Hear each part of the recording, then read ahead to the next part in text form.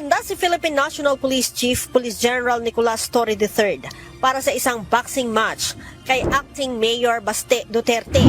Ayon kay General Torre, sa halip na magpalitan ng salita sa social media, hindi namang magdao sila ng 12 rounds charity boxing match sa linggo, July 27. Naghamon siya ng suntukan. And well, sa atin naman, whether he's serious or not, sa atin, let's just put this on a better use. Kung yan ang gusto niya, madaling pagbigyan yan, boxing na lang para madaling iset up. At gawin natin this coming Sunday, 9 o'clock. I'll be there in Araneta. I'll ask Araneta to set up a boxing ring. Hopefully, they will oblige. Kung wala naman, di maghanap tayo ng kung saan gym ang gusto niya. Nagiging viral ngayon sa social media ang matapang at mainit na hamon ni Davao City Vice Mayor Baste Duterte kay PNP Chief Torre. Isang hamon ng boxing. Matatandaan natin na si Chief Torre ang nanguna sa kontrobersyal na pag-aresto at pagbiyahe kay dating Pangulong Rodrigo Duterte papuntang The Hague, Netherlands, na para sa marami ay isang garapal na insulto sa isang dating Pangulo ng bansa. Hindi ito nagustuhan ng marami sa Davao Region at lalong-lalo na ang anak ni Digong na si Baste Duterte. At ngayon nga ay trending sa social media ang isyong ito. May memes at mga poster, may match card style graphics pa, at may ilan ngang nananawagan na gawing public exhibition match ito. Baste versus Torre sa harap ng bayan. Pero teka, seryoso nga ba ito? O isang matinding banat ng isang anak na nasaktan para sa kanyang ama? Marami ang nagsasabing tama lang ang galit ni Baste. Sino ba naman ang hindi magagalit kung ang ama mong dating Pangulo ginawang parang ordinaryong kriminal, isinakay ng palihim at dinala sa dayuhang korte? Para sa mga supporters ng Duterte family, ito ay hindi lamang personal na isyu. Ito ay insulto sa dignidad ng Pilipinas. Bakit? Dahil isang dayuhang korte ang pinipilit igiit ang kapangyarihan sa isang soberanyang bansa. At may ilang opisyal pa ng gobyerno ang sumusunod at nakikikutsaba. Kaya kung mauwi man sa boxing ang tensyon, ito ay hindi lang laban ng kamao. Ito ay simbolo ng mas malaking laban. Laban sa mga traidor, laban sa mga nagpapagamit, laban sa mga gumigiba sa pangalan ng isang leader na hanggang ngayon ay mahal ng masa. Ngayon ang tanong ng bayan, sino ang mananalo kung matutuloy nga ang suntukan? Sa lakas, laki at tapang, halos unanimous ang boto ng masa kay Baste Duterte. Hindi lang dahil sa physical build, kundi sa bigat ng emosyonal na dahilan. Hindi ito laban ng sa pera o sa kayabangan. Ito ay laban ng anak na ipinagtatanggol ang kanyang ama. Samantala, si PNP Chief Torre ay nananatiling tahimik, walang pahayag, walang tugon. So isa lang ang malinaw, ang galit ng taong bayan hindi kayang takpan ng uniforme. At ang pagmamahal ng anak, hindi matitinag ng posisyon.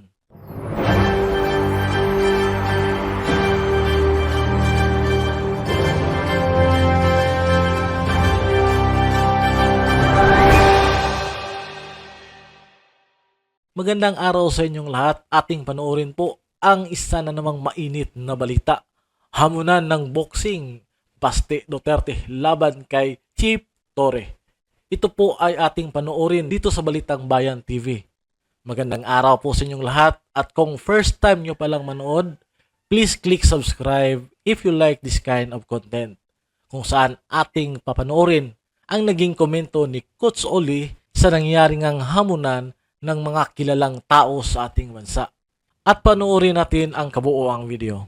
Baste versus Torre. Panduwag yung sagot ni Torre. Mamaya pakinggan natin. Okay. Dura Torre, Mr. Torre, sanay na ako sa iyo. Kasi matapang ka lang naman, we have the position pero kung suntukan tayo, alam ko makaya bita. Handa si Philippine National Police Chief Police General Nicolas Torre III para sa isang boxing match kay Acting Mayor Baste Duterte. Ayon kay General Torre, sa halip na magpalitan ng salita sa social media, Etong UNTV, ang ingay ng background. O sige, tuloy. Pati ba naman yung pinagpapansin mo pa? Maaari Sige. namang magdao sila ng 12 rounds charity boxing match sa linggo, July 27. Naghamon siya ng suntukan. And well, sa atin naman, whether he's serious or not, sa atin, let's just put this on a better use. Kung yan ang gusto niya, madaling pagbigyan yan, boxing na lang para madaling iset up. At gawin natin this coming Sunday, 9 o'clock. I'll be there in Araneta. I'll ask Araneta to set up a boxing ring. Hopefully, they will oblige. Kung wala naman, di maghanap tayo ng kung saan gym ang gusto niya. Ang tanging nais ng PNP chief, sana ay mayroong mag-sponsor para kumita sila na siya namang itutulong sa mga nasalanta ng bagyong Krising sa iba't ibang panig ng bansa. Siguro you can find sponsors. Per round, may mag-sponsor. So, let's place their merchandise before each round. So, 12 rounds para medyo marami-rami ang sponsor. Marami tayong mai-raise na pondo.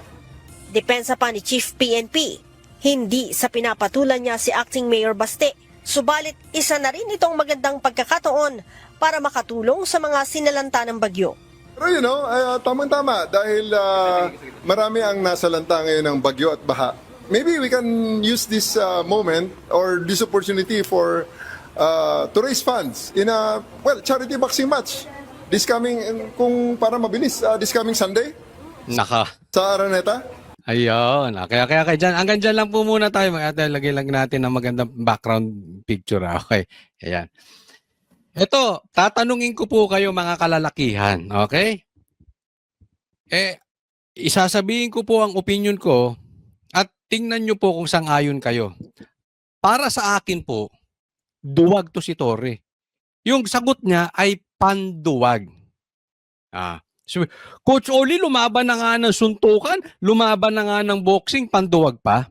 Tingnan nyo sige, gusto ko mag-react yung, basta wala tayong personalan, okay? Bibigyan lang natin ng komentaryo kasi tayo naman ay lalaki, napagdaanan natin to nung high school, nung college, di ba? Alam natin yung mga ganyang hamunan ng suntukan, di ba? Alam natin yan. Tayo tumanda na dyan. From elementary, all boys kami. High school, all boys kami. College, all boys kami. Claret, San Beda, all boys yan. So alam ko yung hugot na itong mga lalaki. Pero syempre gusto ko marinig yung side ninyo, lalo na yung mga kaedad ko, kung sang-ayon kayo na panduwag yung sagot ni Torre. Okay. Sasabihin ko bakit panduwag ang sagot ni Torre. Kasi gusto niya sa Araneta. Gusto niyang pakinabangan yan. Alam nyo, kung matapang si Torre, meron siguro mas magandang sagot. Diba? Eto, alam to ng mga kaedad ko. Yung talagang, alam mo kasi kung yung tao matapang Alam mo kung matapang yung sagot. Ang dapat na sagot ni Torre, sige, suntukan tayo. Pasok nyo kami sa isang kwarto. Walang armas. Walang ibang manunood. Walang bodyguard. Kami lang dalawa. Mano-i-mano. One-on-one. Square ang tawag dyan. Square. Kami lang. Tapos, pag may tumba na, saka na lang lalabas yung isa. Diba? Iyan ang tunay na matapang. Hindi mo kailangan ipangaladkaran. Ito lagi ko sinasabi. Hamunin ako na suntukan ni Pacquiao, lalaban ako. Hamunin ako na suntukan ni Tyson, lalaban ako. Bakit? Pagkakakitaan ko Kada suntok nun, sisingilin ko yun. O, di ba? May kita May pakinabang. I'm on the winning end. Kahit bugbugin ako ni Pacquiao, kahit bugbugin ako ni Tyson, makikinabang ako ron. Hindi dahil matapang ako kaya ako lalaban kay Pacquiao. Hindi dahil matapang ako dahil kaya ako lalaban kay Tyson. Hindi sa ganun. Dahil kikita ko Ano man mangyari sa akin, buhay na yung pamilya ko. Tama or tamang-tama. Hindi po yun sukutan ng ano. Kasi yung gusto nito, pansinin nyo naman. Ito si Torre, saan ba na-discover to ni Marcos? Sa road rage lang yan, di ba? Naalala nyo, itinibi niya yung kalbo na nanutok ng baril sa isang nakabisikleta. Di ba parehas duwag? Makabaril ka, tututo ka ng wala namang baril. Di ba? Tapos pinapress con niya. Ah. Nag-resign pa nga yan eh. Naalala niyo yun? Pinaalala ko lang doon sa mga hindi nakakaalam. After nun, napaghalataan natin mahilig sa TV to si Torre. Kaya nga siya dyan na-discover. Mahilig to sa TV. Dalin mo yan. Yan ang panghuli mo kay Pastor Kibuloy. Kasi bakit? Maraming magko-cover doon. Maraming vlogger. Maraming TV. Pag nagstay ka ron 16 days, harasin mo si Pastor Kibuloy, may TV. Mahirap kaya yung assignment na yun. Bakit? Nakakahiya eh. Mambababoy ka ng reliyon. Walang dignidad yung assignment na yon. But because, eto si Torre, alam mo, mahilig sa TV. Sa anuhin niya yan, talagang tatanggapin niya yan. Bakit? Makikinabang siya eh. Baste, ito for sure to, Baste will be the next president, maybe not 2028, but the next president. But Baste will be the future president of the Philippines. Guaranteed po yan. Wag lang siya magkaroon ng major palpak. Maybe after BP Sara, he will be the next president. I don't know. Okay, we don't know yet. But bata pa yun eh. For sure. Magkakaroon to ng higher office. Maybe president or vice president. Gusto nito eh. 'Di ba? Gusto nitong pakinabangan yung TV mileage. Kita mo, ang ano niya pa is para makatulong doon sa mga nasalanta ng bagyo. So, alam naman natin ito'y tatakbo for national position sa 2028. Marami na pong nagsasabi niyan. Actually, kumakalat na po yan eh. So, lahat ng magpapasikat sa kanya, papatulan niya. Yun ang gusto nito eh. Hindi yung tapang. Ang gusto nito, yung magpapasikat sa kanya. Sobrang sikat ni Baste. Especially ngayon na nakakulong si PRRD. Duterte ata ito. At ang sinasabi na talagang katulad ni PRRD ay si Baste. Kaya gustong sakyan nitong mama na to. Alam mo kung ang ipagmamalaki nito, tapang? Pumatol ka dun sa hindi sikat. Or kasing sikat mo. Or above ng kasikatan mo lang. Bigyan ko kayong halimbawa. Si Jay Guevara ng Banateros, hinahamon to. 'Di ba? Yun fair enough. Wala kang pakinabang makukuha ron kay Jay Guevara. Talo or talo ka lang doon eh. Kahit manalo ka, talo ka. Dahil for sure, kahit manalo ka, bubugbugin ka nun. But I doubt kung mananalo ka kay Jay Guevara.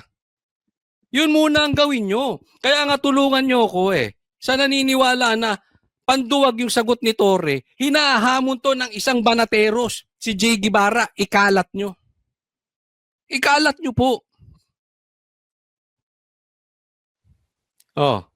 Kung gusto nyo, yung patas, di ba? At saka sabi nga ni Jay, hindi na boxing.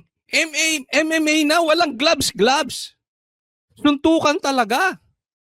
Suntukan kalye, wala nang araneta. Ano to? Kita nyo lumalabas ang ugali nito si Torre? Kung mahilig sila sa trial by publicity, hanggang sa suntukan gusto ng TV, hanggang sa suntukan gustong pagkakitaan, kahit sabihin mo yung kikitain ibibigay mo sa mga nasalanta ng baha, imposibleng walang magbibigay sa iyo ng ano. Baka, eto okay, hindi ko kayo pinagbibintangan, pero posibleng bigyan ka ni Bongbong, matuwa sa'yo. Posibleng bigyan ka ni Tamba, matuwa sa'yo. Kasi kahit bugbugin ka ni Baste,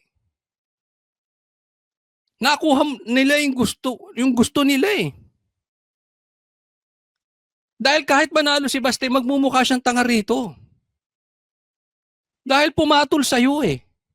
Ako yun ang tingin ko talaga dito So si Baste, manalo matalo, talo siya. Si Torre dito, manalo matalo, panalo siya.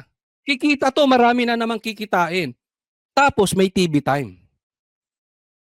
Kikitang-kita mo, di ba? Yan ang style ng mga tao ni Bongbong.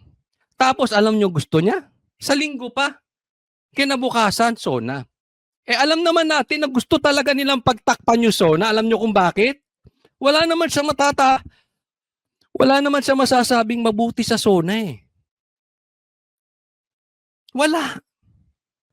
So, para mapagtakpan mo yung kapalpakan ng SONA, etong napakalaki. Linggo, tapos Lunes, SONA?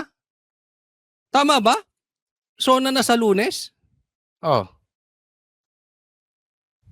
Di win-win situation. Matutuwa ngayon si Bongbong. Ay, mapapagtakpan yung mga katangahan kong sasabihin kasi puro naman pangako lang yun, walang laman yun.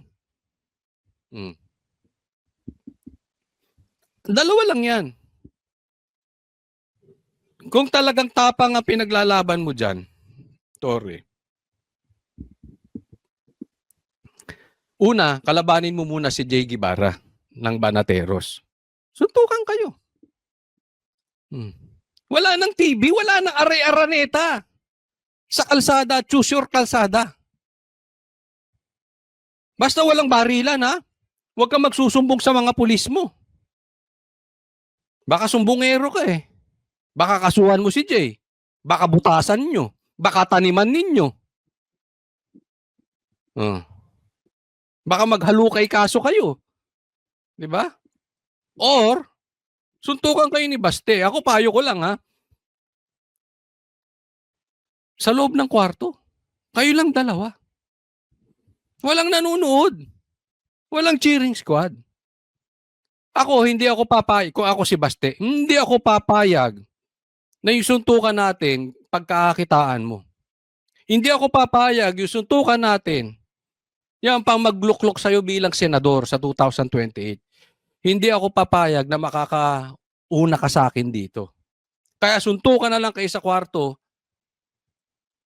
Yung unang makalabas, yun ang panalo.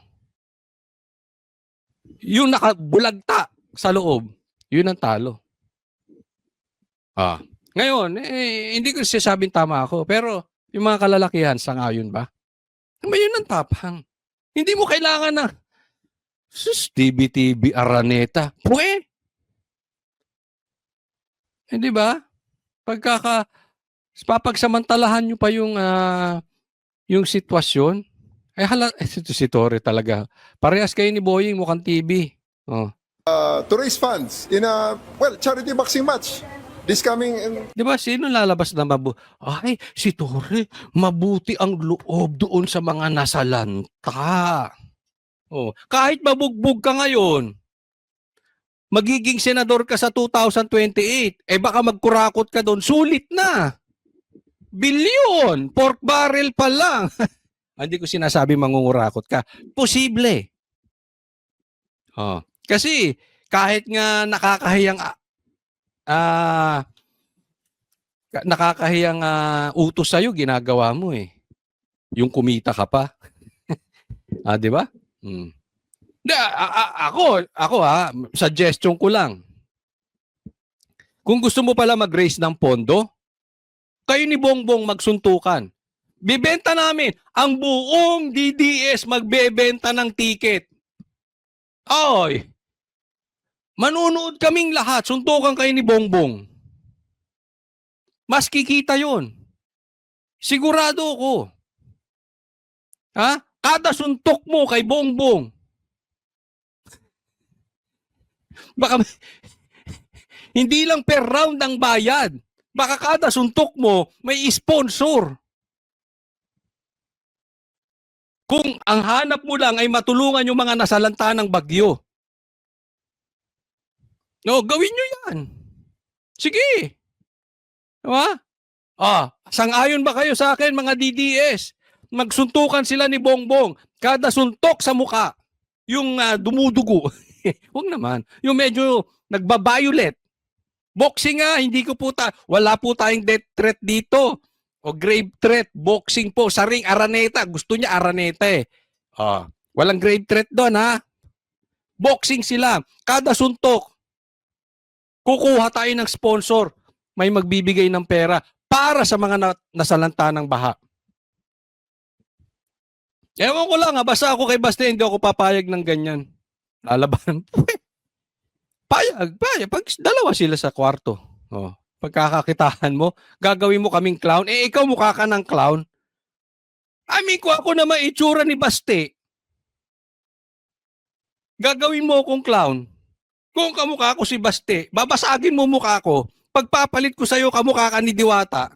Hindi na. Diba? Hindi. Mas masikat ako sa'yo eh. Oo. Hindi ako papayag kung ako si Baste. Kung ako naman si Baste, kung ang lalaban ako sa boxing si Tyson, okay lang. Sikat yun eh. Makikinabang ako ro, maraming pera yun. O kada suntok nun may bayad. Ikaw wala. Okay. Tingnan mo yung itsura mo. Kung ako si Baste, black kaya mo ako 4. Black kaya kitang 4, hindi pa halata. Kulay mo pa lang, hindi na mahahalata eh. Diba? Kung ako si Baste, gagamitin ko na yung itsura ko sa chicks. Ay, hindi. Joke lang. Joke lang. Ayoko ng chicks. Ayoko rin ng boys. Ha? Joke lang yun. Diba? Kung katulad ko si Baste, gagamitin ko na sa kabutihan kaysa makapagbasagan ako ng mukha sa'yo. Kaya nga yan ang hamon ni Jay sa'yo eh. Patas kayo sa mukha. Galing kay Jay yun ha. Hindi sa akin. Patas. Kayo magbasagan ng mukha. Payag ka? Kayo ni Jay Guevara? Kung para mabilis, this coming Sunday sa Araneta, 12 rounds, pwede. 12 rounds sa sundukan para maganda. At para medyo marami-rami ang ma-raise natin.